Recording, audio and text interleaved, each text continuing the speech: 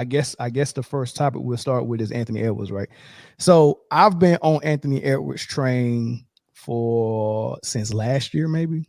I mean, I always liked him. I always liked him as a rookie, even when he was playing at Georgia. I always liked him. I knew you did what though? I knew he was going to be something to be reckoned with, right? But now it finally seems like the media is catching on to it, and I'm gonna show you how I had it about a month ago when I did my last MVP poll. I had Anthony Edwards at number 5. There's no way you can have the top rated defense in the league and be averaging 26, 5 and 5, be elite on both ends, had the second best record in the league, and not even be in the MVP voting, right? Or in the discussion, right? So I did a video on that. Nobody watched it, of course, because everybody just want to watch Jordan, Kobe, and Mike stuff. So nobody watched that video. But now the ESPN people are catching on board, man. So here's what they're saying about Ant Edwards. I want you to take a look at this dunk by Anthony Edwards. Throws it off the backboard to himself. Stephen A., I know you're a very tough judge of dunks. How do you feel about this one?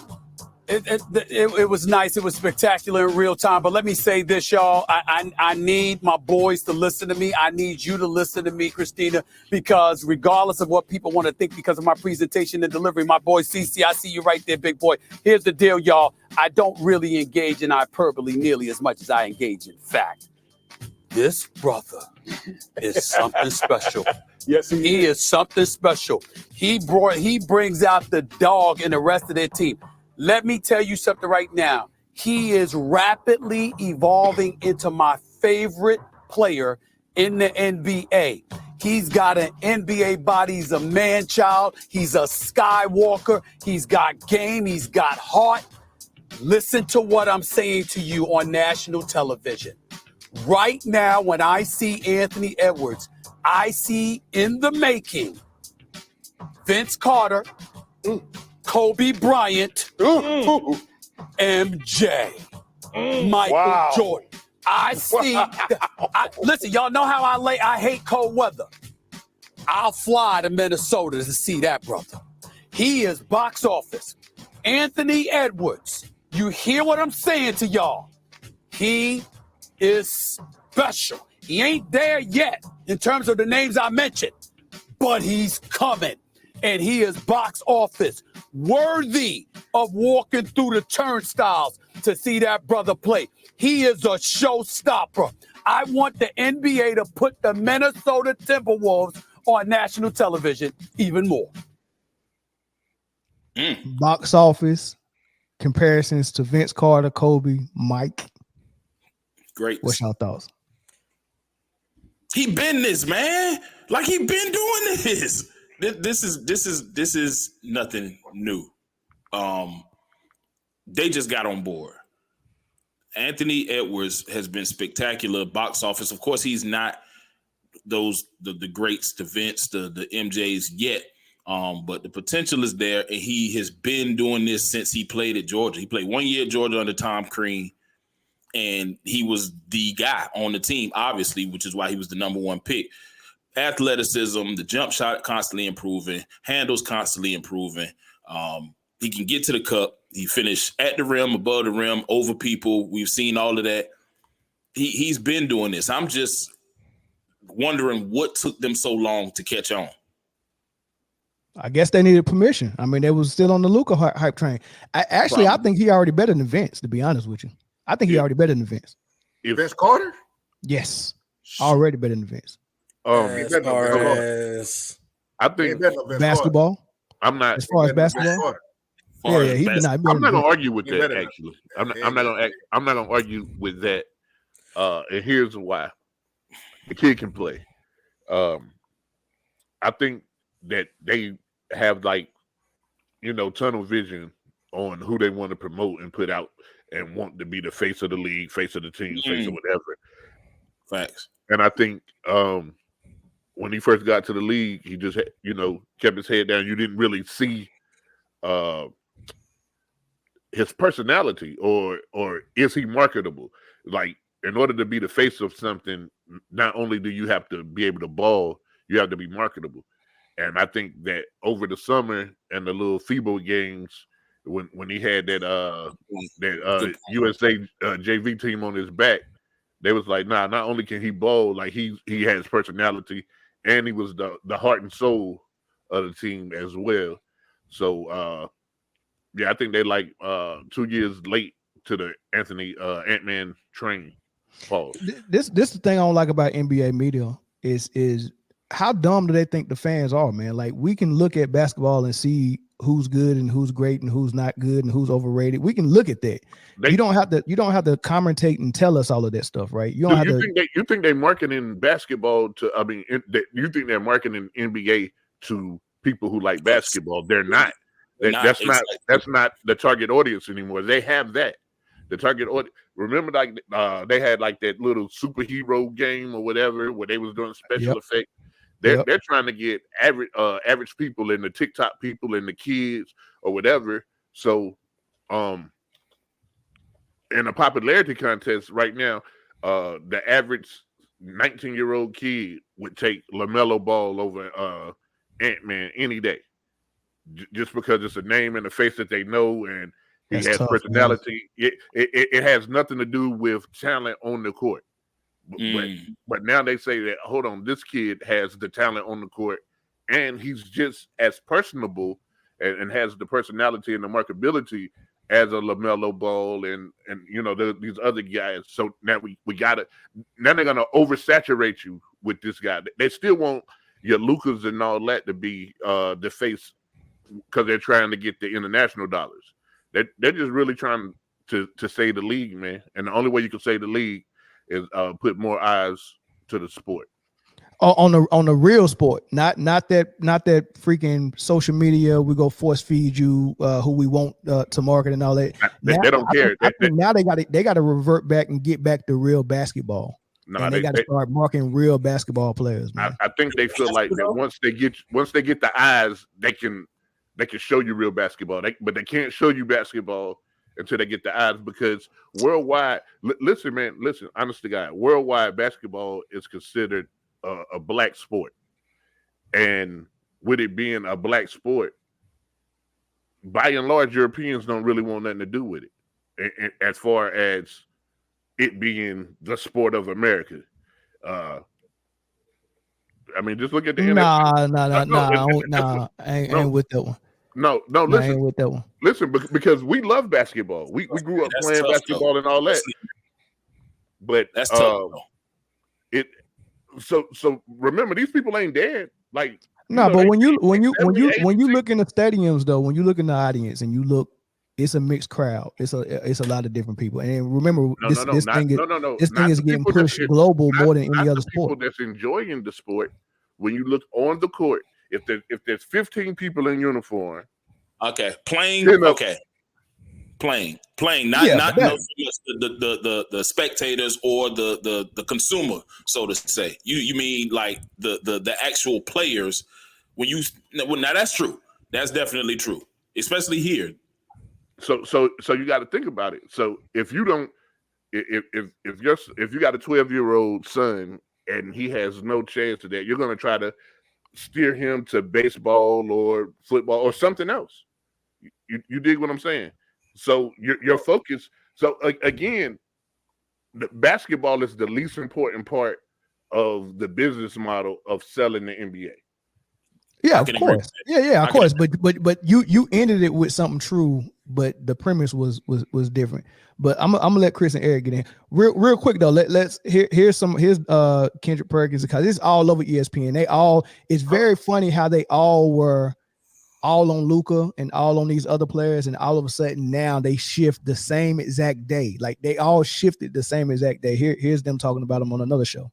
With the season of averaging 25 points, 5 rebounds, 5 assists, but Austin, you played with him. You had a front row seat to all of this. What surprised you, the leap that he's taken from last year to this? Nothing. When he talks about nobody can guard him, he means that. He has unflinching, unwavering confidence. You can't teach that. There's stars, and then there's stars who have an aura about them, and he just radiates it. He has positivity. His players like playing with him. He controls the locker room. Look what we talked about it yesterday, his relationship with Rudy, what he's been able to do with Carl. Mm-hmm. This guy demands that respect, and he's going out there now and doing it every single night. He is on his best nights, and how he's playing right now, the best guard in the NBA. Yes, I said that. He's a bad man, two-way player, 3-level scorer, clutch, can finish at the basket, mid-range, shoot the long ball, off the dribble or catch and shoot, everything. Let me just add on to it. I said it yesterday and I'm going to stand on it. He's the future face of the NBA. Don't come giving me this. He's in Minnesota, a small market. No, the market need to follow him. He's in Minnesota. Damn it, that's what we need to be. When it comes down to Ant-Man, it's certain players that you play with that give you that certain type of swagger. You talked about Karl Anthony Towns. Jimmy Butler couldn't pull it out of him. Yep. You talked about Rudy. Donovan Mitchell couldn't pull that out of him. And what ended up happening is he leads by example, meaning the way that he addresses the his press conferences, the way that he puts in the work, the way that he competes on the defensive side of things, and his swagger. So if you don't follow him, then all of a sudden you're going to be, poking out like a sore thumb. Is he the best guard in the league? Like Doc Rivers' son, I forgot his name. Austin Rivers. Austin Rivers said he the best guard in the league. That's a huge shift. That's a hard statement. Okay, tell me why. Hold on. But I'm still trying to figure out how he's better than Vince.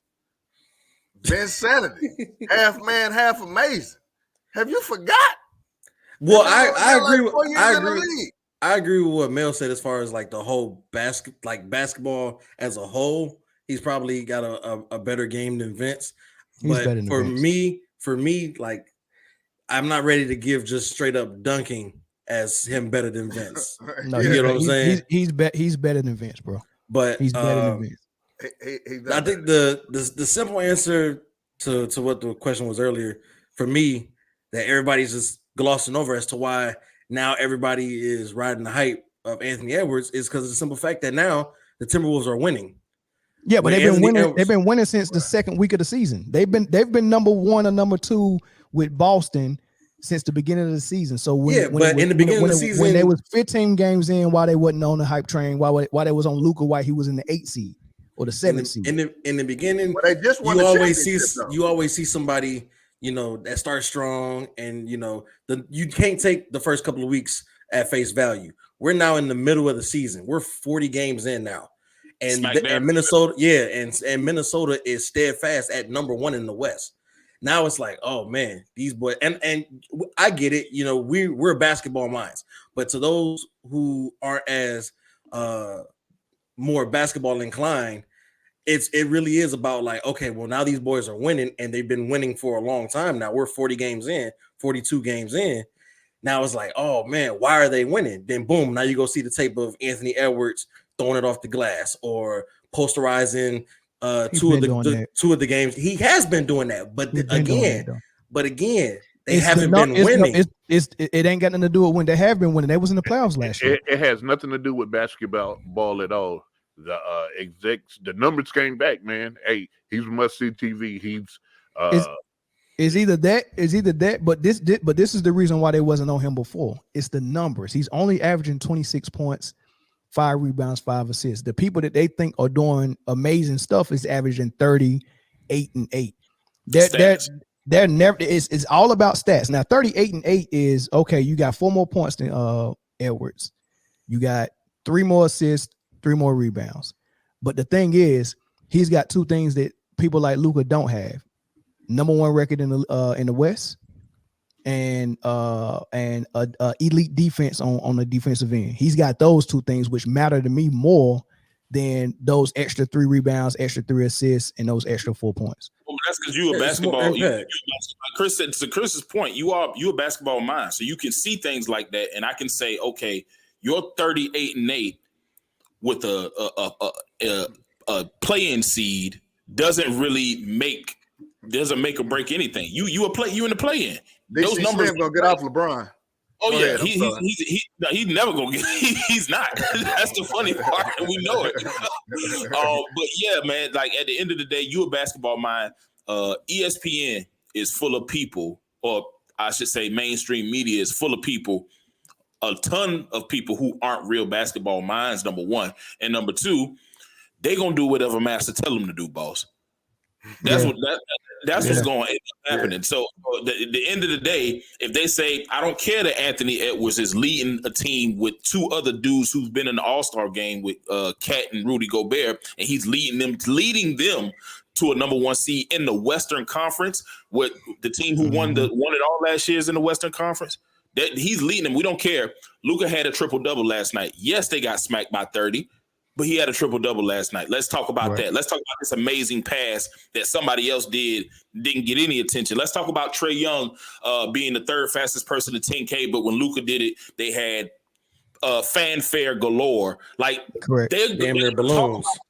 Talk about. You know, they're gonna give him a birthday cake and everything for that. But when somebody else is doing it, until they begin to start winning games and saying, "Oh, this may be lucrative for us," to Jay's point, they ain't got nothing to do with the business model. It ain't got nothing to do with basketball. Ant been doing this. He's been doing this, but now it's profitable for the NBA, so they gonna talk about it.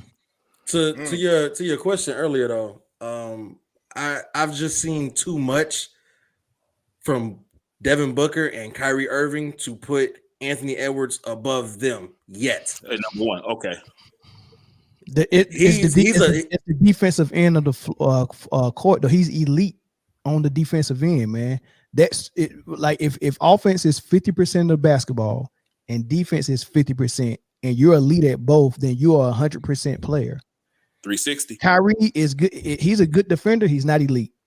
And Devin Booker is a really good defender. He's not elite. So that means I think Devin Booker might be elite on defense. No, he's not elite. He's good. He's good.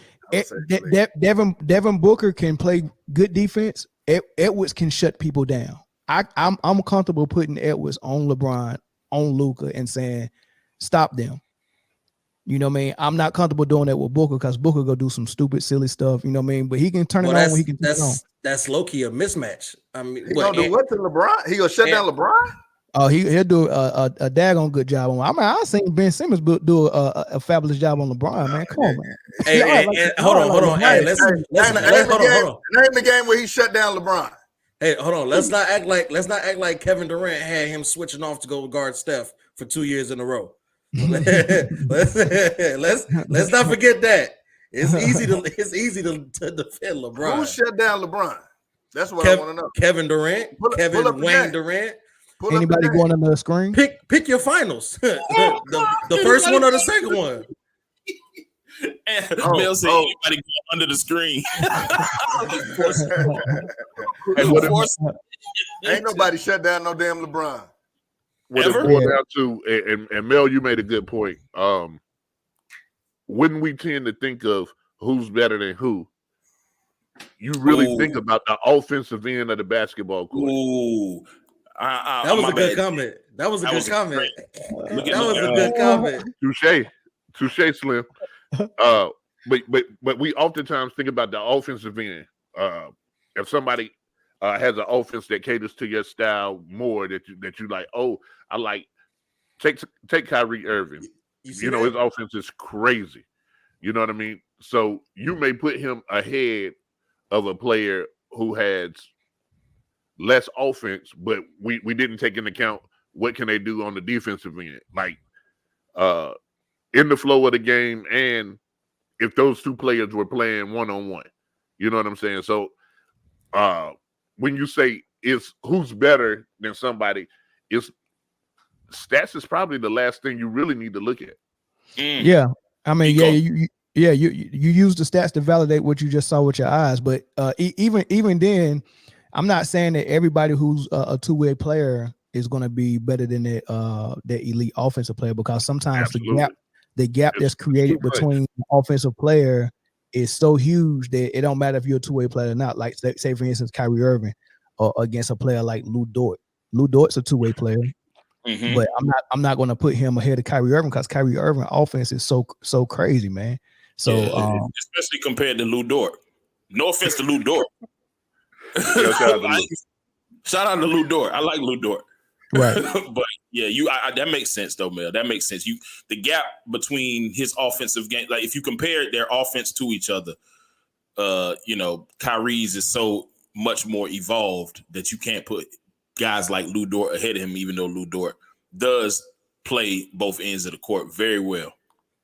I'm gonna let Eric get the last word before we open the phone lines up. Go ahead, E. Hey man, I'm still trying to find out who shut down LeBron. Dude, they just told you JJ Barrera, Jason Kidd, Jason Terry. Yeah. 17 points a game in the finals on the biggest stage. Hannibal said KD literally held him at 27% field goal. So I mean, that would constitute getting shut down. Wow. Okay, that's where we're going. Okay, y'all go ahead. And every night he come to defend LeBron's honor, man. But here's some more things on Ant before we open the phone lines up, man. He's got his team rated #1 defense, and he's the leader of that defense with not Eddie Gobert, but Rudy Gobert protecting the rim. He's the leader on the perimeter, right? They got the second best record in the league behind Boston. I mean, they've went head to head with a lot of so-called MVP candidates, including Luka, and they come out victorious, man. The dude is playing some good basketball, man, hands down. And when it comes to MVPs, that's my little triangulation method right there. Team success is important, but offense and defensive value is very important as well, man. So I don't look away from that. So what we're gonna do is open the phone lines up.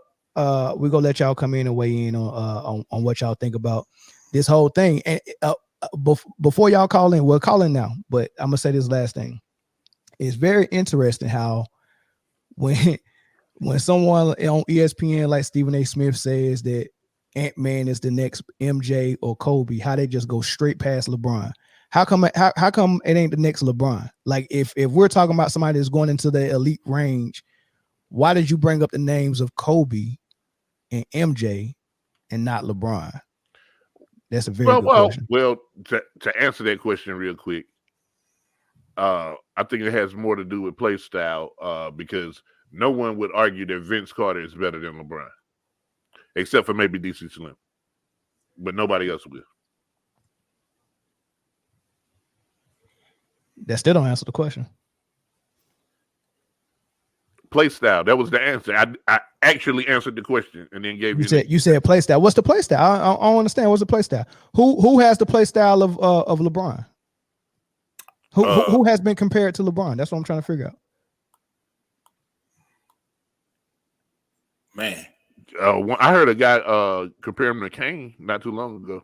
Yeah, but Kane didn't play ball. He threw him, so he threw rocks. He threw balls. I'm going somewhere with it. I'm trying to figure out what the play style is, and why is Ant-Man compared to Kobe and Mike, and why nobody is compared to LeBron.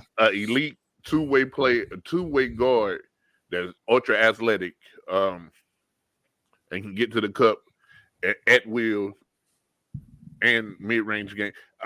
It's just that his game would remind you more of Vince, Kobe, or Mike than it would LeBron. Because he's playing both ends. He's not only that. I would say yes to answer that question, but not only that, but also because he's his offensive package pause is yeah.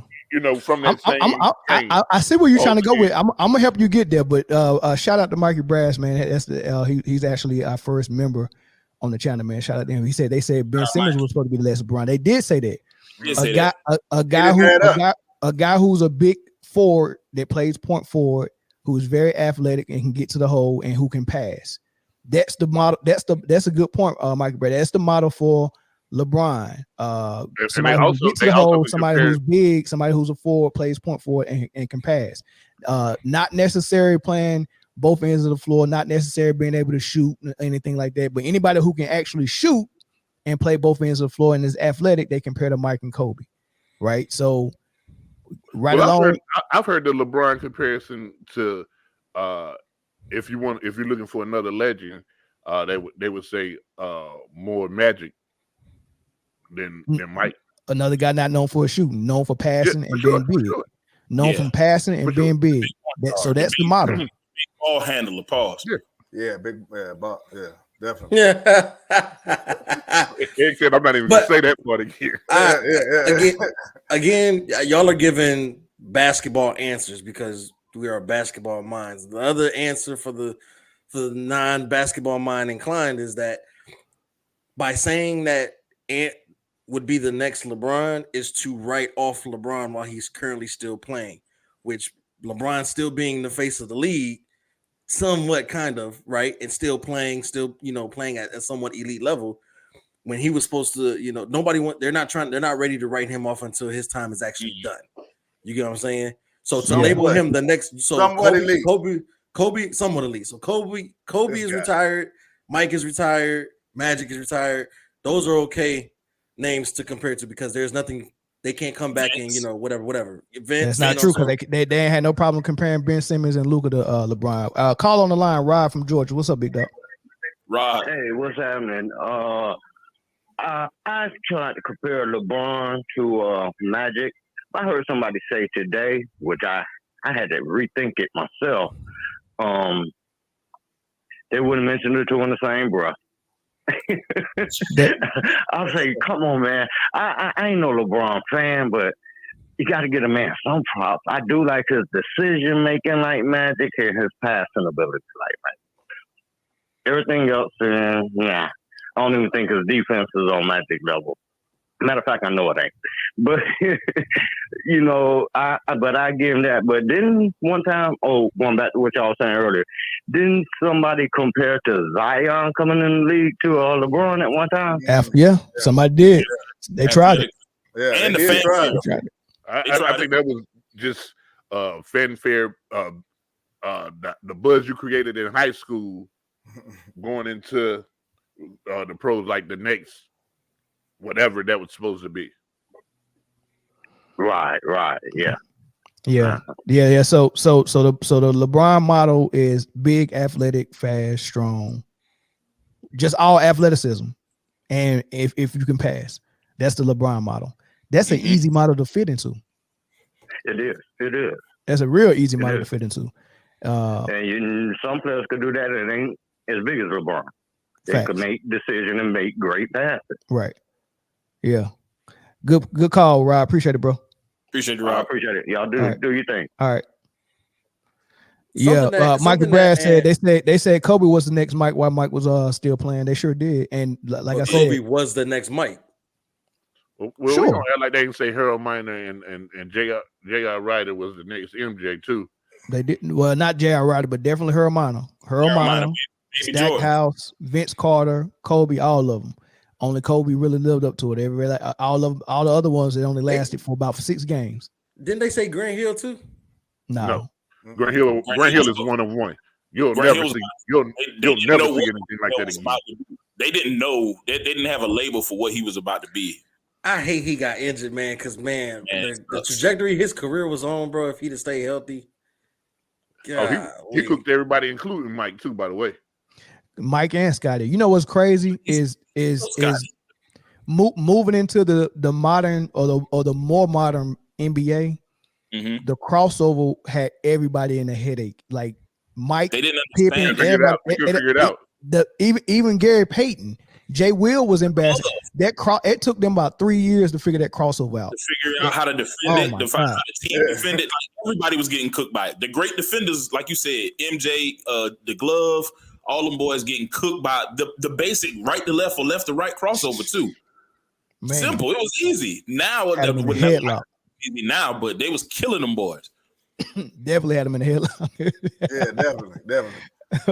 hey, the way AI used to pull that thing, boy. Oh man, that's something different. That boy used to take that ball all the way to Georgetown. I knew I wasn't tripping. I've heard that before. They were saying that Grant was supposed to be the next Mike too. I heard that before. Net Scottie Pippen. They call him Net Scottie Pippen. So sometimes when they would say, we got to be careful when they say like such and such is the next Mike or such and such is the next whatever. Are they talking about fanfare or marketing, or are they talking about actual basketball ability? Like when they were saying that Zion would be the next LeBron, I don't think no one ever thought it was basketball ability.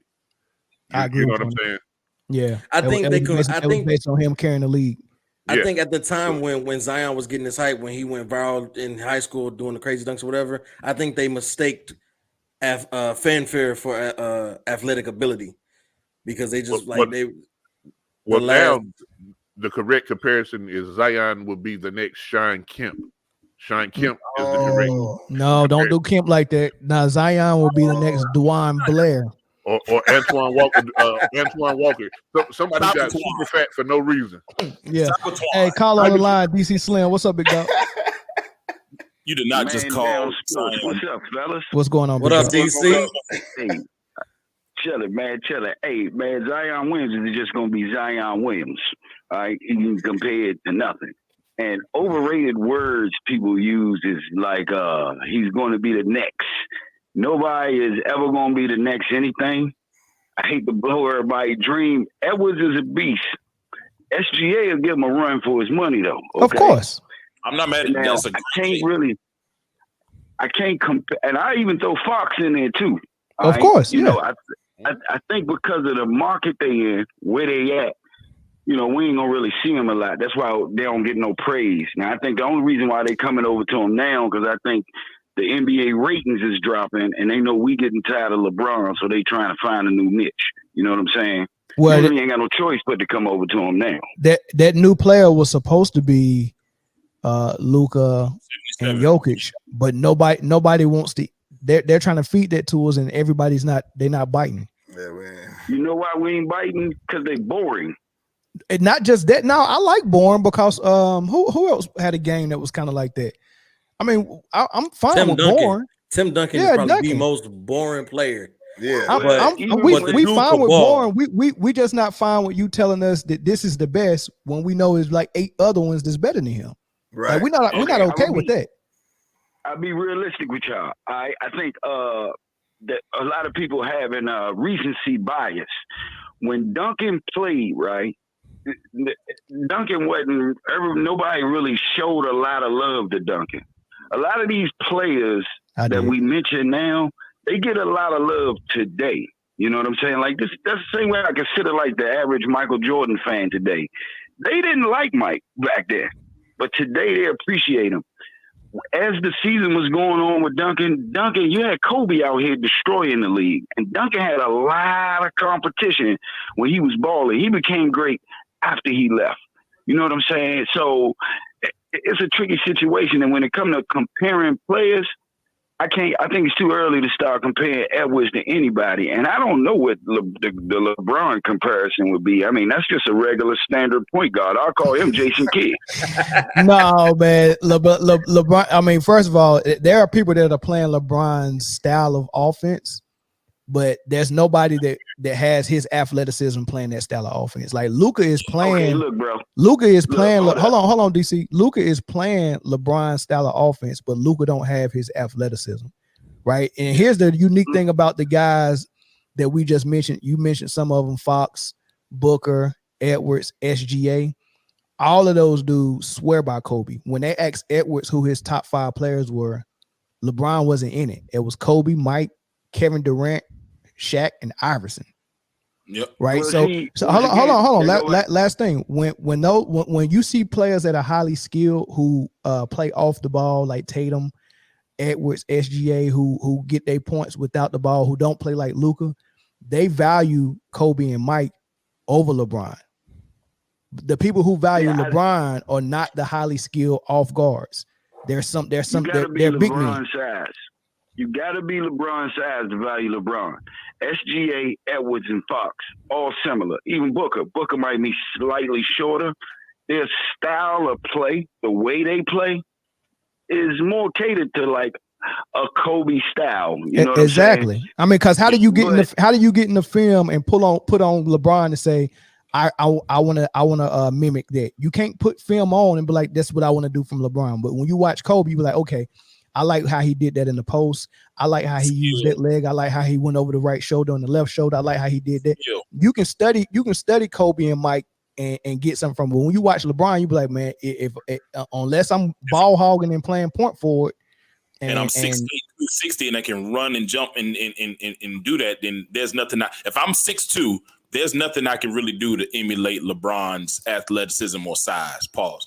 But please chill with the athleticism thing. Look, this athleticism thing. But let's do this. Let's squash this. LeBron is not like superbly athletic. Yes, he can't. Yes, he is. Oh my God. Yes, he is. Look, DC, I'm sorry. I'm DC, I'm sorry. Yes, he Go ask is. somebody Bro. go over there and check that, on. I bet y'all this, okay? I give y'all some homework. You go on YouTube. You don't see LeBron dunk on nobody. Yes, you do. Whoa. I can name right five. I can name five off the top of my head. I can name five. Name five, they're gonna be point guards. And then when you say dunk on somebody, he got Nurkic. He got Nurkic some years back. Come on, Nurkic. He got Tim Duncan. I mean, he just got Paul George a week ago. He said he just got Paul George. He just got Paul George a week ago. I'm a little older than y'all. So when you say dunk on somebody, right? That's got everything to me. Got to have context, all right? He didn't dunk on Paul George, all right? So when I don't know if y'all ever saw the footage of like Kobe dunking on two Brooklyn Nets. Like, that was nasty. You say you can dunk on Yao Ming. LeBron is not that kind of person. When you say athletic, I get him. He athletic. He's an NBA player. I mean, that's naturally. He gonna jump. He can jump high, run fast, the basics. But he's not doing anything athletic. He doesn't have like a great first step where he gonna go right past you. He gonna more bully you than anything. I think that's why a lot of people can't compare their game to his, because he just play like a giant point guard. Him and Luka are comparable. I give you that. But y'all giving him too much credit. And plus, the scam is working great. We comparing people to LeBron. We comparing to losers. The quality of the NBA is gone down. The standard is down. I can't believe we said this dude's name that many times where we saying somebody going to be compared to LeBron, who is a complete failure, who doesn't have like no bag, like I always say. So if you're compared to him, you're basic. I think that's 80% of the NBA is LeBron's game. At which SGA Fox stand out because of their style of play, body size, just quick first step and defense, and shooting ability in mid range. But I'm gonna take that comment off the air, DC, so we can go ahead and move to the next topic. Y'all do y'all, man. I love y'all. Peace out. All right, big dog. I don't know about that, man. I think LeBron is a freak athlete, man. He done dunked on plenty of people. You know what I mean? He's a freight train. He is a freight train. That man at all. Clearly. We got to get to the bottom of what he's totally biased. He's totally biased. LeBron did something to him personally. For sure he did. LeBron, the one thing is, as much as I dislike some of the lack of skill set, the attribute that he's always had ever since high school, he gonna dunk on something. He's dunk on something. Yeah, he got athleticism. He did something to him personally.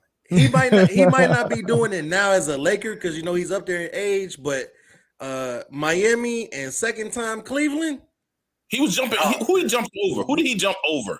Some CJ Watson from the Bulls. No. Right. He actually cleared. Oh, Jason Terry. No. Oh, he killed Terry. He killed Terry, but he jumped clean over CJ Watson's shoulders. John Lucas. Yeah. John Lucas on a oop. It was a oop. I think D-Wade threw a oop, and LeBron just went up, and John Lucas was standing straight up, and he just cleared him clean over, like how Giannis did Odu a couple years ago. Mm-hmm. It was just like that. On you, it might be the nastiest dunk I've ever seen in my life. Well, who dunked on you? Scotty? Yeah, that was. Man, Blake gripping on Kendrick Perkins is no. Hey, DeAndre Jordan on Brandon Knight. Yeah, that was tough too. Yeah, that was Anthony Edwards on that. I don't even know his name. Yuta Watanabe for the Raptors was a dunk on. That was a dunk on. Hey, hold on. Hey, but any dunk that makes a dude so mad that he tries to throw the ball at you when you back down the court. So what was that when Shaq dunked on old dude and then pushed him? Chris Dudley. Yeah. He tried to put his nuts in his face. The push was so disrespectful. Yeah, it was.